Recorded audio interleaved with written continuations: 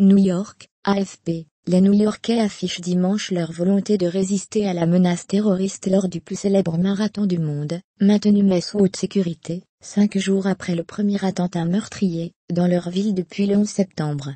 Plus de 50,000 participants, venus des 4 coins des États-Unis et du monde entier, ainsi que 2,5 millions de spectateurs, sont attendus dans les rues de New York, avec des départs échelonnés dans la matinée selon les catégories de coureurs.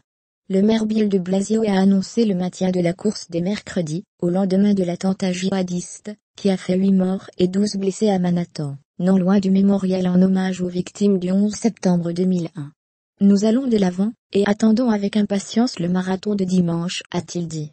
Il sera protégé, comme il l'est toujours, et nous allons prendre des mesures de sécurité supplémentaires, a-t-il assuré. La sécurité avait déjà dû être renforcée en 2013, après l'attentat contre le marathon de Boston, une autre ville de la côte est des États-Unis, où 2 jeunes Tchétchènes avaient fait exploser 2 bombes artisanales près de la ligne d'arrivée, faisant 3 morts, et plus de 250 blessés parmi les spectateurs. Mardi, à New York, Sefilo Sepov a lui foncé au volant d'une camionnette de location sur des cyclistes et des piétons à Manhattan. Cet Ouzbek de 29 ans se réclame du groupe djihadiste État islamique, qui a revendiqué l'attaque, et a raconté aux enquêteurs avoir choisi le jour de Halloween, pour être sûr qu'il y aurait beaucoup de gens. Ville résiliente, pour les grands noms de l'athlétisme américain, courir dimanche, en passant par Brooklyn ou Central Park, doit permettre de montrer que la Apple est une ville résiliente, selon les termes de Meb Keflezighi.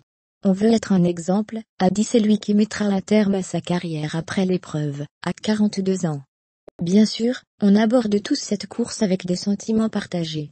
On peut être inquiet, mais je suis inquiet avant chaque course depuis 2004, et depuis que quelqu'un s'est jeté sur le Brésilien Vanderlei de Lima alors en tête du marathon des Jeux Olympiques d'Athènes, a poursuivi le vainqueur de l'édition 2009 de la course new-yorkaise et vice-champion olympique 2004.